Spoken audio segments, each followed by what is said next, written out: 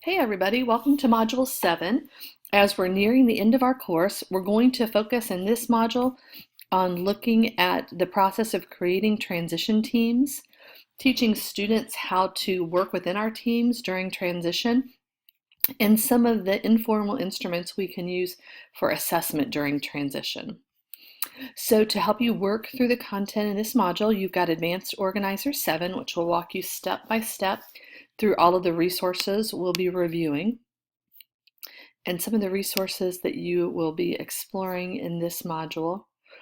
In addition to looking at Chapter 10, which has some fantastic suggestions for ways we can support students using that collaborative transition model, you're going to walk through the appendices in the textbook, which has great assessment instruments that you can use to support students. We're headed back to KDE to look at some of the transition resources we checked out in Module 1. And now that you've had some additional learning and time to really internalize some of the supports that students in secondary schools in those transition years need, let's head back to KDE and pull some more resources that we could share with families and colleagues. Another great resource, if you haven't explored it recently, is the Kentucky Behavior homepage, which focuses on ways we can support students with some significant behaviors. So great Kentucky resources to review.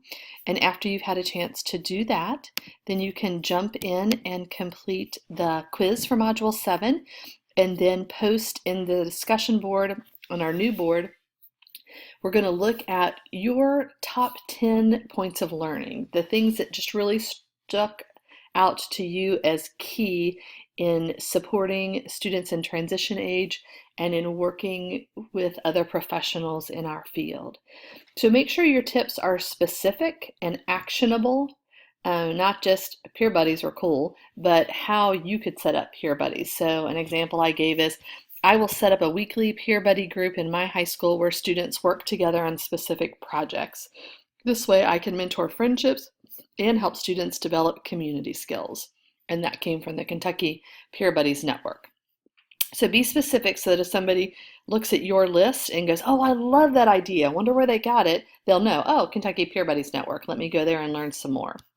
You're also going to have a fantastic opportunity to dig in, and based on the student that we learned about and developed our IEP, I want you to develop a hands-on intervention unit. In this unit, you're going to look at least 3 areas of transition. So 3 different areas of need that you say, these 3 would be crucial.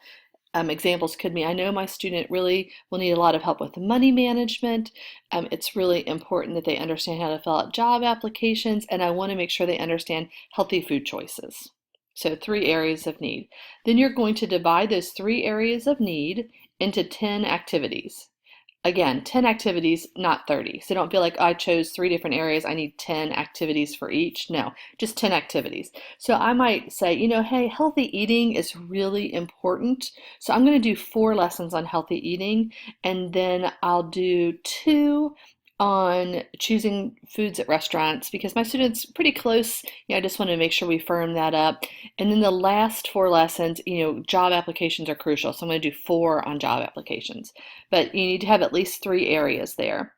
You can use resources from our class textbook, the resources we've used online. Feel free to use your favorite searches, check Pinterest, look at Teachers Pay Teachers. Pull up the Peer Buddy Network. Look for great resources from the U.S. Department of Agriculture has great stuff on the food pyramid. Feel free to use resources that are out there to help develop your hands-on intervention unit. If you've got any questions, please let me know. Otherwise, happy learning.